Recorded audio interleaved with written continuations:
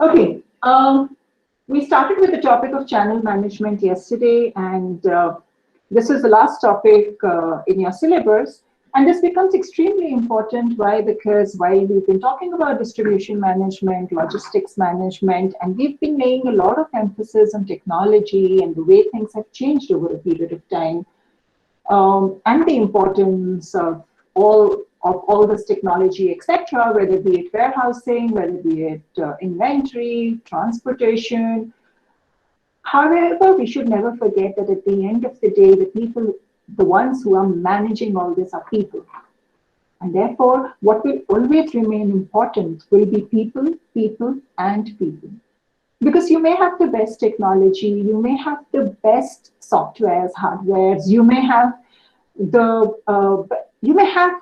everything which is technical. However, if your people are not with you, if your people do not believe in you, if your people are not supporting you, then all that is useless. And to understand people is channel management. And when I say people, I'm talking about all your channel partners, be it retailer, wholesaler, dealers, everyone who is involved in the journey from the manufacturer till the consumer. At any point of time, if you don't understand anything, if you have to contribute, criticize, ask a question, or any other thing, just unmute yourself and please ask me. Yesterday, we stopped at this graph and we were talking about tolerance function and payoff function. A quick recap. This says that, and I was just talking to you about relationships yesterday because we have to maintain a relationship with all our channel members.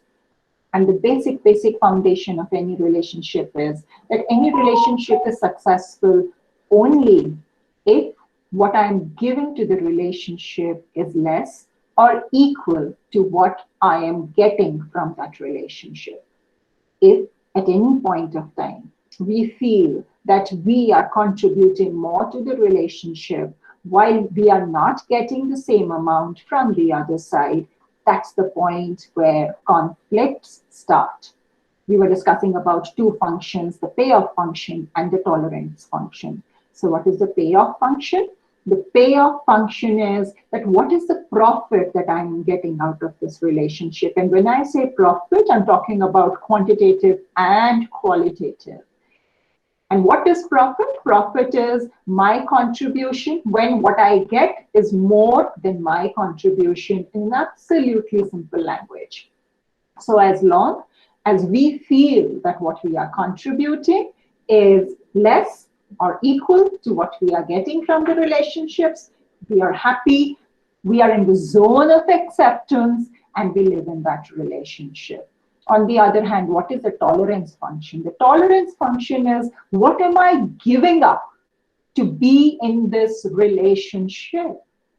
And if you see, if you just see that beyond the zone of acceptance, what is happening? The tolerance function is increasing, which means that I feel that I'm giving up far more than what is required to be in this relationship, and what we are getting is far less than we should get.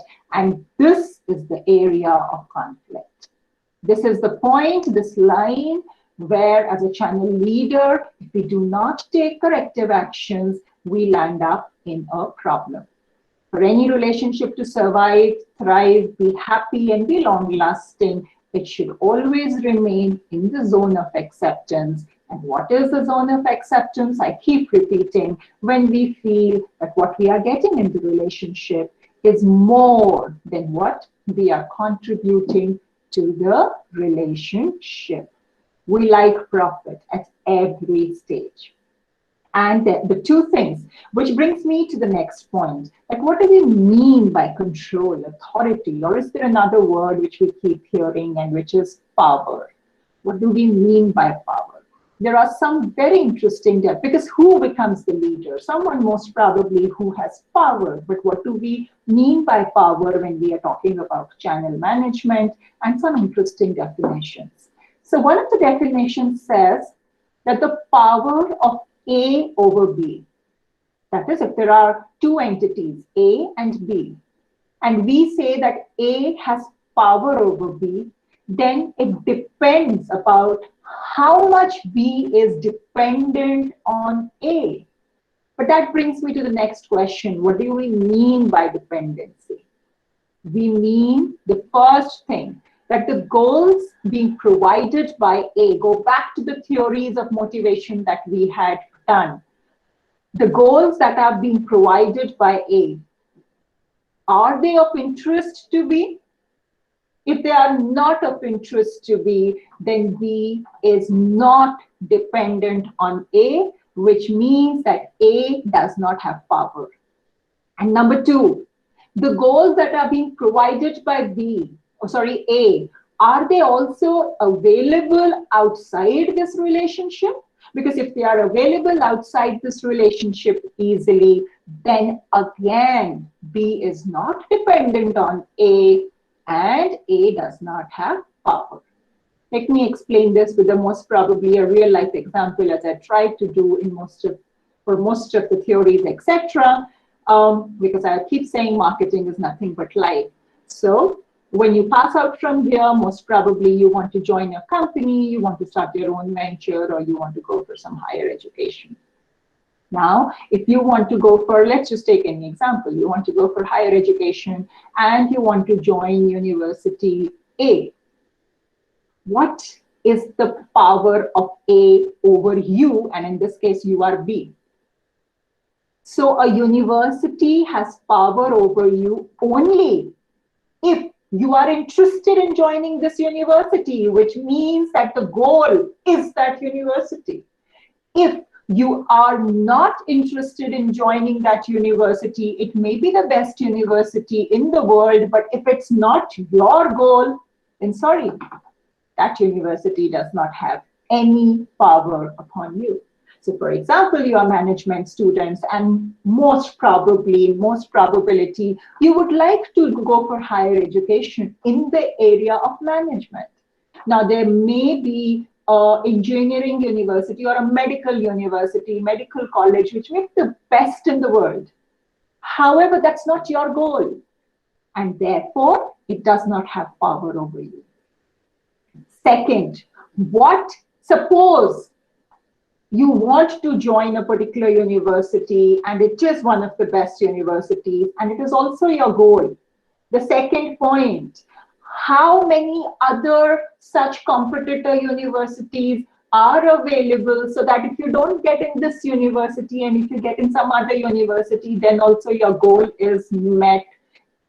Also defines the power, because if there are more competitor universities which allow you to meet your goal, then the power of that particular university decreases, right?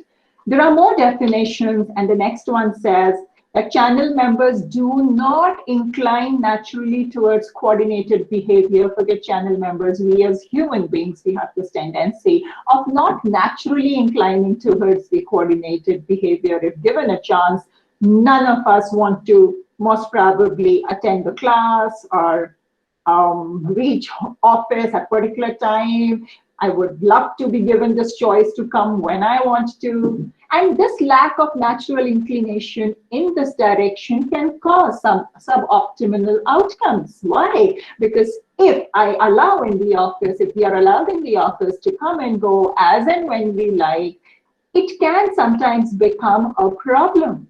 And therefore, there may be some people, the people who they're the most probably the sincere and dedicated people, irrespective of whether the rules are there or not. They will come on time and they will go on time. In any case, rules are not made for those dedicated and sincere people. Rules are always made for those who want to break them.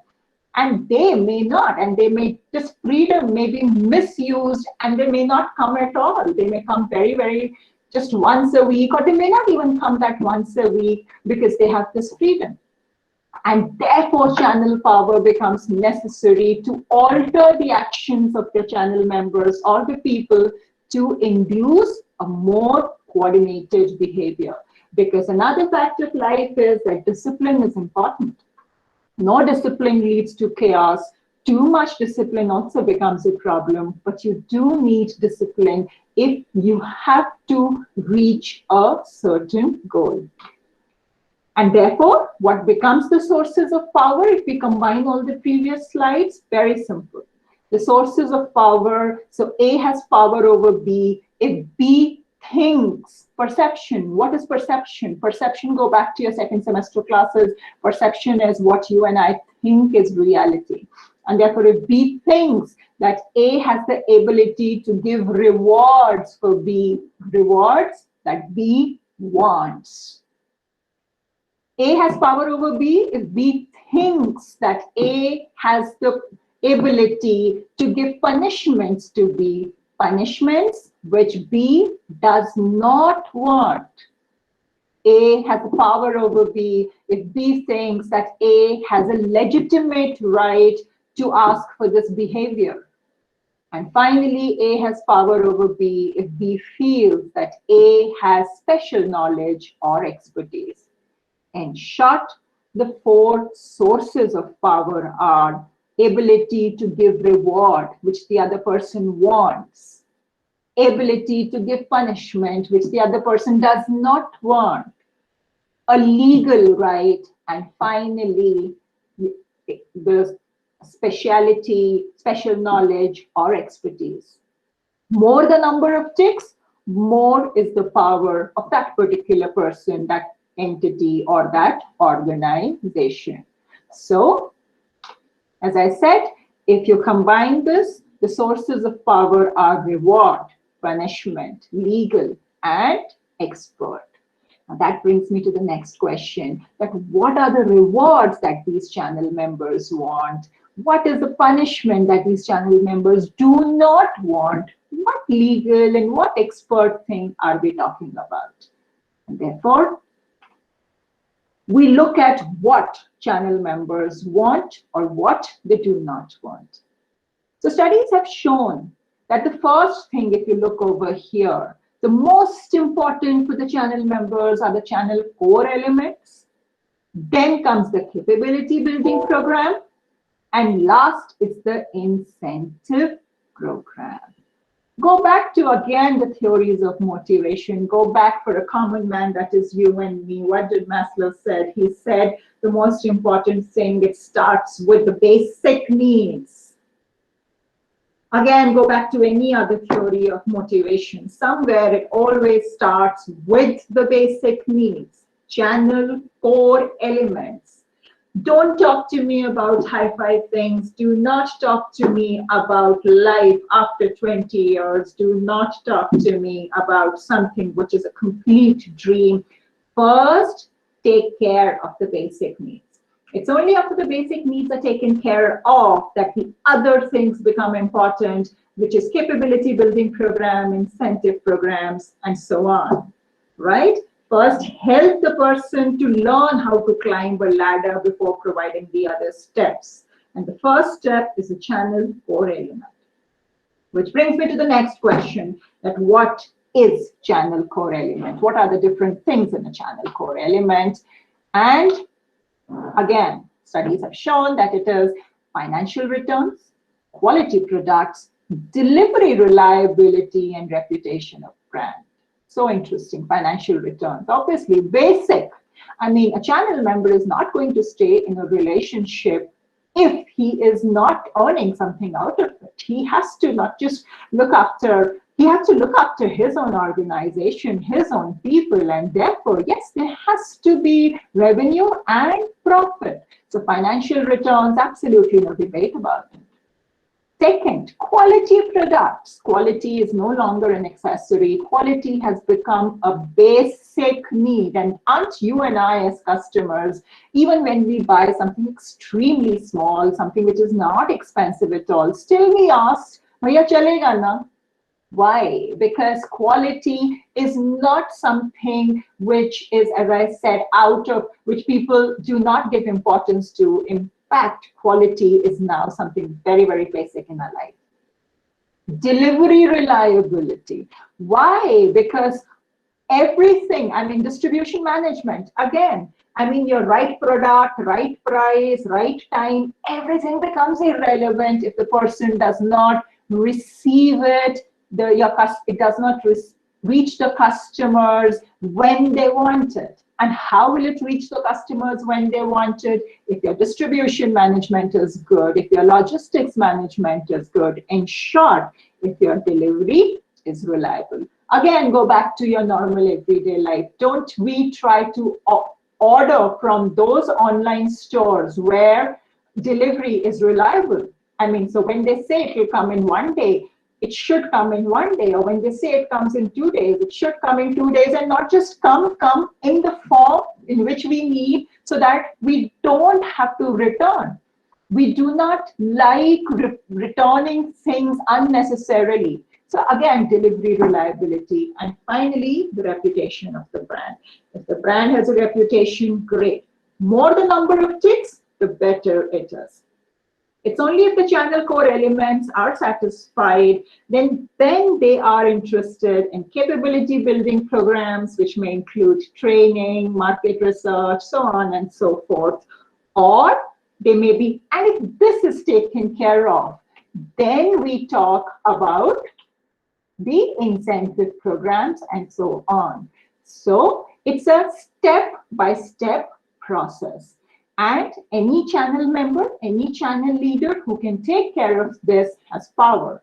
So we understood what are the, if you want power, if you want to be the channel leader, the most important is you should be able to deliver on these 4 things.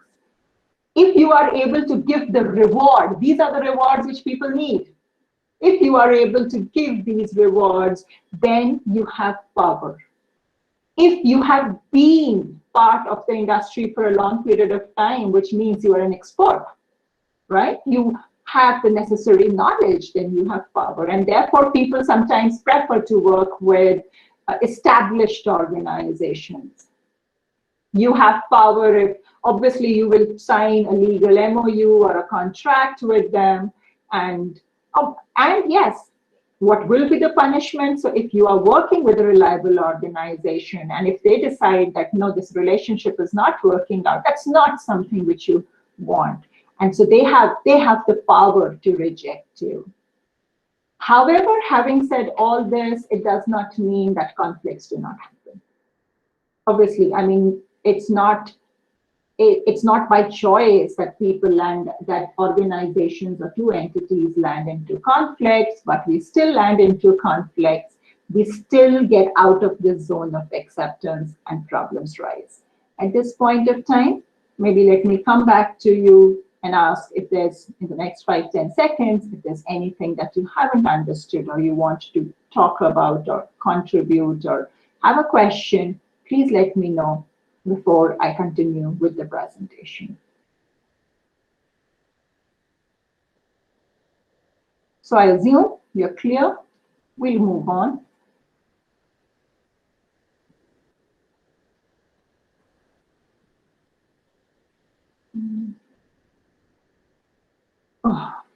So as I said, in spite of all this, conflicts do start. And let's understand that what happens when conflicts start and what is it. So when conflicts start, we say actually it starts in the latent stage, which means just the starting, when you start feeling uncomfortable, when you feel, hey, this is not working out, you want to express it, you want to, or most probably at times you say, it's okay, this will work out. However, these thoughts had never come before. This is the stage where if corrective action is taken, then we can still go back into the zone of acceptance. It's very important to understand and recognize this stage. And for this, what do you need? You need a transparent communication with your people, with your channel members. If you have a transparent and regular communication with your people and your channel members, then you would know when the conversations change, when that little tone started changing. However, unfortunately, if you are not able to take corrective actions in the latent stage, it goes into the affective state. affective stage is still okay. This is a stage where we still work towards finding the solution. Now we are more verbal with our grievances. We are expressing them more, but we are still ready to find a solution. We are still ready to work together and come to something which is mutually acceptable to both the parties. We are ready to sit across the tables and think of looking at the things with a new perspective so that it helps both. However, unfortunately, if this also doesn't work, then we hit the manifest stage. And that is the stage where we are talking about legal. This is a stage where no one is ready to give up. This is a stage where the words compromise have been thrown out of the window. This is a stage where it's a battle now. It's a war. It's a war where both the parties feel that I'm right, he's wrong, I'm right, whatever. But this is a stage where usually, if you hit this stage, usually it's the end of a relationship. We are hitting towards the end of the relationship. It is difficult to come back from this stage. And I'm not saying it's impossible, but usually, because the things have gone on for so long and we, for whatever reason, the solutions have not been found. And obviously, every channel member, channel leader should work towards that we never reach this stage. Relationships, when they reach this stage, are difficult to retain. So latent and effective is maximum where we should try, that we find the solution. However, having said that, there are times when there is no other option and we do hit that stage. This is an interesting table which I found in some book, and it really talks about so what can be the various, because we are taught, okay, power means reward, power means punishment, power means legal, power means expert, that's fine. But when do I give a reward, and when do I give a punishment, and when do I use the legal thing, and when do I show that I'm an expert? I mean, when? Because knowing is one thing, but how to implement it, how to make sure that do we keep giving rewards all the time? No, that doesn't work. Do we keep giving punishment all the time? That also doesn't work. Do we keep saying all the time, you know what, I'm an expert, I'm an expert? Oh, hello. I mean, after a time, it doesn't matter. Or do we keep giving that fear, you know what, I can take legal action, I can take. So how do we use this permutation combination to give a reward at the right time, to give a punishment at the right time, to use the expertise at the right time, and to use the legal angle at the right time? So this talks about two things. It talks about behavior towards the program. I mean, towards, so the program means whatever the channel member is offering. So what is behavior? So behavior can either be, when I say behavior, it basically means participation. Okay, so either you are part of the program, which is positive, or you are not part of the program, which is negative. So second, then the attitude. So you may have a positive attitude, you may have a neutral attitude, or you may have a negative attitude, right? So let's see it from an organization perspective, most probably, again, to help you understand from a real life example. So here is this person who is part of the organization, positive. He's part of the organization and he has a very positive attitude towards the organization. Great, fantastic. He's very valuable to us. He's extremely valuable because he has a good perception about the organization. He talks well about the organization. He feels proud. He feels happy to be part of the organization, and we should value him. This is something which we always miss out in a real life. I have said this in earlier classes also, that 20%, that we waste 80% of our time running after those 10-15% of people who are not worth it, who just create problems or who do not follow rules, and they consume so much of our time. And in the process, we forget those who silently are observing everything, who are just supporting us, who are there for us at all times, who talk positively about us. We forget them. Don't. So these are the people, and you need to tell them that they are valuable. This is when you give them a reward. That reward can be anything, whatever they like. Go back to the theories of motivation. The reward has to be something which I want. So give them a reward, right? Because they are the people who value you. Please value them. Now here is this person. He is part of the organization, but he has a neutral attitude towards the organization, and that's okay. So have a conversation with him, most probably. Why is it that he has a moderate rationalization? Maybe it's something minor and some whatever, but it's still an okay square. Why? Because we can help this person by our corrective actions to bring him to this square, which is the positive square. Because that's our goal, to get as many people over here as possible. And therefore, correction can be taken, which is again, okay, maybe he needs some counseling, maybe he needs a reward, maybe he needs your expertise, whatever. Help him and get him over here. Try to get him over here. Now look at this. This person is also part of the organization, but he has a negative attitude towards the organization. Here, you need to understand. So this is why here it was moderate rationalization. Here it's a radical rationalization. And you need to have conversations. You need to understand. I have said this before also, transparent conversations. Have that and understand what is it because of which he has this negative attitude. Is it something personal? Is it something which is affecting other people also? What is it? Maybe you have missed out, and see how you can help him. If not, move to the positive square, but at least to this neutral square, right? Again, because our goal is to help him move from there, because if he stays here, then yes, he's not good for the organization, but more important, he's not good for himself or herself. He or she is an unhappy person, a very unsatisfied person, and in the long run, he or she is harming his or her health, right? Organization has lots of people, but this person has only himself. So help him move here, if not possible to the positive stage, at least here, so that that unhappiness is at least replaced by neutralness, right? And in the process, you may also, I mean, if he has a very valid reason for these negative attitudes, then in any case, the company should step in to help solve this. Interestingly, look at this. Now, this person is not part of the organization as of yet, but this person has a very positive opinion about the organization. He is also valuable to us. Even though he's not part, he has such nice opinion about the organization. Please reach out to him.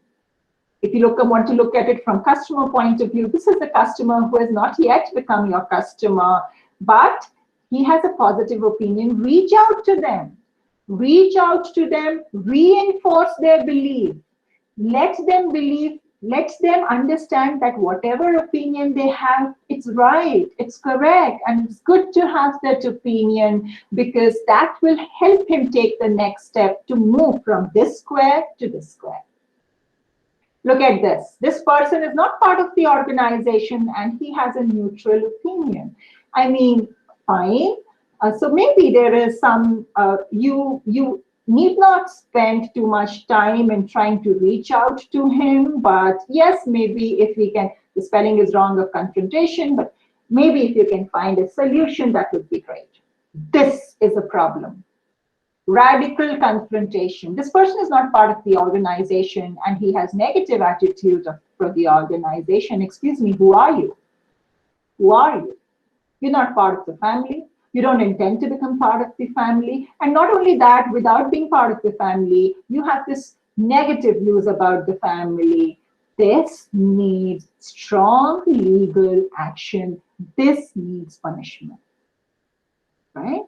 Because we cannot allow outsiders to harm our family.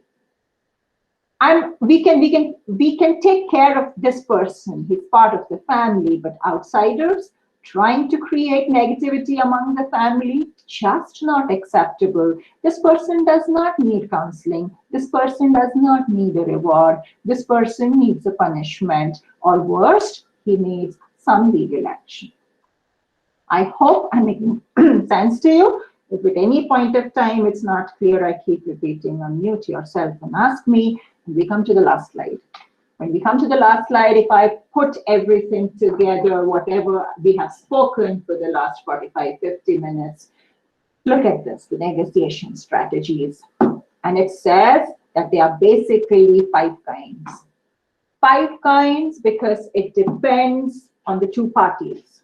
It depends on A and B. Conflict arises when there are more than two or more than 2 people. We are taking the minimum. We are taking 2 people. If there are only 2 people and it's a conflict which is happening between the 2 channel members, there can be 5 different negotiation strategies. And it just depends on our principles and our rules, something which we have discussed in earlier class also. So look at this.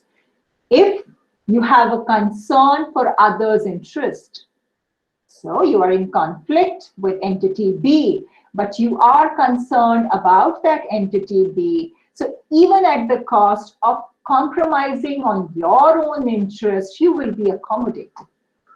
You will be accommodative because you want this relationship to survive. You want this relationship to move forward. And though you are compromising on your own interest, you are really taking care of the other's interest to help reach a solution, and you're so accommodative. On the other hand, when you are not bothered about your own interest, you are not bothered about the other party's interest, obviously then there is no interest in the whole relationship, and therefore you avoid such relationships. When you are bothered about your own organization, and when you're also bothered about the other organization, then you sit down across the table, you talk, you try to find solutions, you work collaboratively, because the whole idea is to solve the problem, to find a solution, because that's the goal. On the other hand, when you do not care about other entities, all you care about is your own organization, in such a situation, you are too aggressive. I mean, if you look at it, I don't know if you can, this is true not just for organizations, this is true for us, this is true for you and me, this is true for all the relationships, personal and professional. When we only think about ourselves and we really don't care what the other person feels or what the other person is doing, that's when we are aggressive. Because it's only me. The word you is not there, forget about the word we. On the other hand, we avoid those people when they are not really interested, and therefore there's this avoidance. Needless to mention, compromise is when you are taking care of your own interests, you are also taking care of others' interests, but it's still a compromise. We are still trying to find a solution. Look at the 5 negotiation strategies. I don't think I need to tell you that avoidance and aggressive relationships do not last. Personal, professional, any. They do not last. Obviously, the best is collaborative and problem solving because you're taking care of everything, right? Compromise is a compromise. And accommodative, I mean, how long? It's a great. I mean, you're not taking care of your interest, you are accommodating the other person, but how long? How long will you accommodate? Because soon you will reach out of the zone of acceptance, because soon you will start feeling that my payoff function is getting less and my tolerance function is getting high. And maybe at that point of time, there might be a problem. It's a very, very nice strategy to begin with, but how long? Is it sustainable? Does it have a life? Right? So if you actually look at the negotiation strategies, though we have 5, the numbers that can help us have a long-lasting relationship is hardly 2.